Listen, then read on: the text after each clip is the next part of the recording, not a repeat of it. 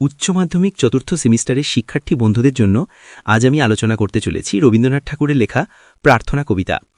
এই কবিতার প্রত্যেকটি লাইনের অর্থ, লাইনের গভীর অর্থ বা ব্যাখ্যা, প্রত্যেকটি শব্দের অর্থ বা মানে এবং মাত্র 3টি প্রশ্ন ও তার উত্তর নিয়ে আলোচনা করব, যা আসন্ন উচ্চ মাধ্যমিক পরীক্ষায় আসতে চলেছে। এই আলোচনা একবার শুনলে আশা করি তোমাদের এই কবিতার বিষয়ে আর কোনো প্রশ্ন থাকবে না। তো চলো বন্ধুরা, দেরি না করে আলোচনা শুরু করা যাক। কবিতা প্রার্থনা, কবি রবীন্দ্রনাথ ঠাকুর। উৎস: বিশ্বকবি রবীন্দ্রনাথ ঠাকুর রচিত চিত্ত যেথা ভয়শূন্য শীর্ষক কালজয়ী কবিতাটি মূলত তার নৈবেদ্য 1901 সালে প্রকাশিত কাব্যগ্রন্থের 72 সংখ্যক কবিতা হিসেবে প্রথম প্রকাশিত হয়। এই প্রকৃতি ও মানবদরদী কবির প্রার্থনাটি পরবর্তীকালে তার অন্যতম বিখ্যাত কাব্যগ্রন্থ গীতাঞ্জলি 1910 সালে প্রকাশিত এর 35 সংখ্যক কবিতা হিসাবে সংকলিত হয়, যেখানে এটি প্রার্থনা নামে পরিচিত। এই কবিতাটি ইংরেজি অনুবাদে where the mind is without fear নামে বিশ্বজুড়ে পরিচিতি লাভ করে। কবিতাটি 1912 সালে প্রকাশিত সং অফারিংস বা গীতাঞ্জলির ইংরেজি সংস্করণ গ্রন্থের একটি অংশ ছিল, যা বিশ্ব সাহিত্যের দরবারে তাকে সম্মানিত করে এবং যার ফলশ্রুতি রবীন্দ্রনাথ ঠাকুর 1913 সালে সাহিত্যে নোবেল পুরস্কার লাভ করেন। এবারে চলো প্রত্যেকটি লাইন ধরে ধরে তার অর্থপূর্ণ মানে ও ব্যাখ্যা বলে দিই। চিত্ত যেথা ভয়শূন্য উচ্চ যেথা শির, অর্থাৎ যেখানে মন বা হৃদয়ে কোনো ভয় থাকবে না, আর মাথা বা মস্তক থাকবে উন্নত ও নির্ভীক, অর্থাৎ এমন একটি দেশ যেখানে মানুষ সাহসের সঙ্গে মাথা উঁচু করে বাঁচবে। গভীর অর্থ: এই নির্ভীকতা কেবল ব্যক্তিগত নয়, এটি জাতীয় চারিত্রিক বৈশিষ্ট্য হওয়া উচিত। পরাধীনতার গ্লানি থেকে মুক্ত হয়ে আত্মমর্যাদা নিয়ে বাঁচার আকাঙ্ক্ষা। জ্ঞান যেথা মুক্ত যেথা গৃহের প্রাচীর, অর্থাৎ যেখানে জ্ঞান বা বিদ্যা হবে সম্পূর্ণ স্বাধীন, কোনো বাধা বা ভেদাভেদ থাকবে না, আর যেখানে বাড়ির দেওয়ালগুলি অর্থাৎ সংকীর্ণতা ও বিচ্ছিন্নতা। গভীর অর্থ: এখানে কবি জ্ঞানের উপর থেকে ধর্ম, জাতি বা সমাজের কোনো বাধা চান না। জ্ঞান হবে সর্বজনীন ও সবার জন্য উন্মুক্ত, যা কুসংস্কার দূর করবে। আপন প্রাঙ্গণ তলে দিবস সর্বরী, নিজের উঠোনের সীমানার মধ্যে দিনরাত। গভীর অর্থ: দেশপ্রেম যেন সংকীর্ণ ভৌগোলিক সীমায় আবদ্ধ না থাকে, দিনের পর দিন যেন এই ভাবনা জাগ্রত থাকে। বসুধারে রাখে নাই খণ্ড ক্ষুদ্র করি, এই বিশাল পৃথিবীকে টুকরো টুকরো করে ছোট করে রাখেনি, অর্থাৎ যেখানে মানুষ জাতিগত, ধর্মীয়গত বা আঞ্চলিক সংকীর্ণতায় ভোগে না, বরং পৃথিবীকে এক অখণ্ড রূপে দেখে। গভীর অর্থ: এর মাধ্যমে কবি সংকীর্ণ জাতীয়তাবাদ বা প্রাদেশিকতার বিরুদ্ধে মানবতাকে প্রতিষ্ঠা করতে চেয়েছেন, বিশ্বজনীন প্রেম ও ঐক্যের আদর্শ তুলে ধরেছেন।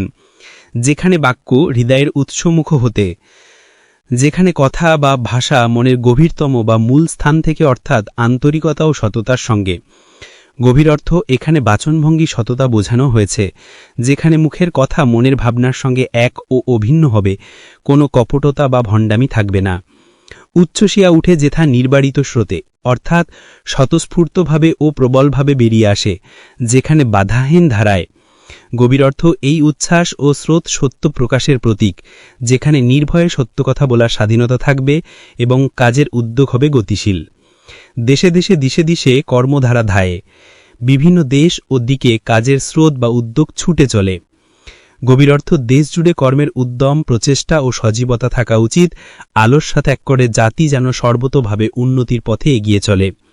অজস্র সহস্রবিধ চরিতার্থতায়, অর্থাৎ অসংখ্য ও হাজার রকমের সার্থকতার দিকে, অর্থাৎ যেখানে কর্মের স্বাধীনতা আছে এবং সকল কাজ সফল ও পূর্ণতা পায়। গভীর অর্থ: জাতির সামগ্রিক প্রচেষ্টার সার্থকতা কামনা করা হয়েছে, কেবল একটি নিশ্চিত দিকে নয়, জীবনের প্রতিটি ক্ষেত্রে যেন পূর্ণতা আসে। যেখানে তুচ্ছ আচারের মরুবালু রাশি, অর্থাৎ যেখানে সামান্য প্রথা, নিয়ম বা লোকাচারের মরুভূমির বালির স্তূপ, অর্থাৎ প্রাচীন, ভিত্তিহীন ও মূল্যহীন আচার। গভীর অর্থ: এখানে কবি সমাজকে ক্ষয় করে দেওয়া অর্থহীন প্রথা ও অন্ধবিশ্বাসের বিরুদ্ধে কথা বলেছেন, এগুলি যেন সমাজের জীবনী শক্তি নষ্ট না করে। বিচারের স্রোতপথ ফেলে নাই গ্রাসী, অর্থাৎ সঠিক ভুল বিবেচনার যে গতিশীল পথ, তাকে ঢেকে দেয়নি বা নষ্ট করেনি, অর্থাৎ বুদ্ধি ও যুক্তিকে যেন অন্ধপ্রথা গ্রাস না করে। গভীর অর্থ: অন্ধবিশ্বাস ও প্রথার চেয়ে বুদ্ধি, যুক্তি ও বিবেককে কবি প্রাধান্য দিয়েছেন। এই বিচার বুদ্ধি সমাজের অগ্রগতির প্রধান চালিকা শক্তি। পৌরুষেরে করেনি শতধা, নিত্যজেথা অর্থাৎ মনুষ্যত্ব বা সাহস বা মানুষের শক্তিকে শতভাগে বিভক্ত করেনি, যেখানে সর্বদা গভীর অর্থ মানুষ যেন আত্মবিশ্বাস ও সাহসিকতা না হারায়। নিজেদের দুর্বলতা, দ্বিধা বা সামাজিক ভেদাভেদের কারণেই জাতীয় শক্তি যেন নষ্ট না হয়ে যায়। তুমি সর্বকর্ম চিন্তা আনন্দের নেতা অর্থাৎ হে ঈশ্বর, তুমি সমস্ত কাজ, চিন্তা ও আনন্দের পরিচালক বা পথপ্রদর্শক, অর্থাৎ যেখানে সবকিছুর মূলে ঈশ্বর বা শুভ শক্তির এরও প্রেরণা কাজ করে। গভীর অর্থ, কবির প্রার্থনার মূল কথা হল প্রতিটি কাজে যেন ঈশ্বরের শুভবুদ্ধি ও সঠিক নির্দেশ প্রতিফলিত হয়। ঈশ্বরই সব ভালো কাজের প্রেরণা। নিজ হস্তে নির্দয় আঘাত করি পিত, অর্থাৎ হে পিতা, তুমি নিজের হাতেই কঠোর ও নির্মম আঘাত করে অর্থাৎ সমস্ত অন্ধকার ও ভুলকে কঠিন হাতে দূর করে। গভীর অর্থ, কবি জানেন এই আদর্শ সমাজ গঠনে কঠোরতার প্রয়োজন।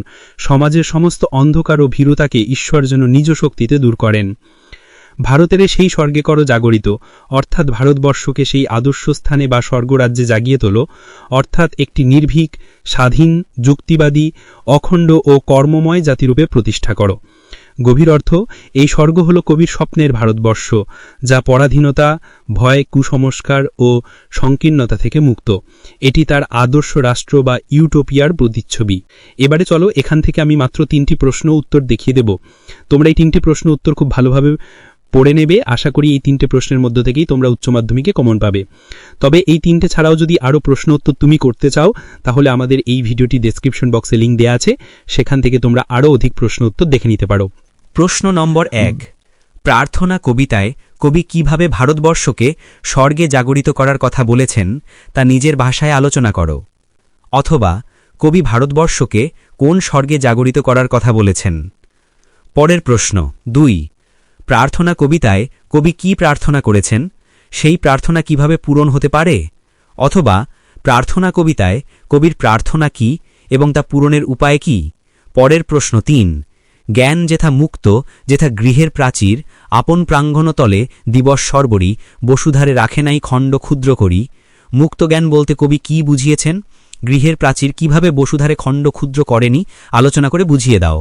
অথবা মুক্ত জ্ঞান বলতে কি বোঝানো হয়েছে এবং কিভাবে জ্ঞান চর্চা গৃহের প্রাচীরের মধ্যে সীমাবদ্ধ ছিল না। ভিডিওটি ভালো লাগলে একটি লাইক ও সাবস্ক্রাইব করে আমাদের এই ছোট্ট চ্যানেলের সঙ্গে যুক্ত থেকো। আমি জানি আমাদের মতো ছোট চ্যানেলের যতই ভালো ভিডিও দেয়া হোক না কেন, সেই সব ভিডিওকে মানুষ অ্যাভয়েড করে চলে যায়, কারণ যেখানে অনেক ভিউ, অনেক লাইক, সেখানেই মানুষ আকৃষ্ট হয়। ইচ্ছা হলে সাবস্ক্রাইব করো। আমার উদ্দেশ্য তোমাদের সাহায্য করা, তোমাদের বিন্দুমাত্র সাহায্য হলেই আমি খুশি। তোমাদের সুবিধার্থের জন্য আমি প্রশ্ন উত্তর PDF দেওয়ার জন্য একটি হোয়াটসঅ্যাপ চ্যানেল খুলে রেখেছি। সেই হোয়াটসঅ্যাপ চ্যানেলের লিঙ্ক এই ভিডিওটি ডেসক্রিপশন বক্সে দেওয়া আছে। সকলের দিন শুভ হোক, সকলের পরীক্ষা ভালো হোক, এই আশা নিয়ে আজকের ভিডিও শেষ করছি। পরবর্তী ভিডিওতে আবার নতুন বিষয় নিয়ে উপস্থিত হব।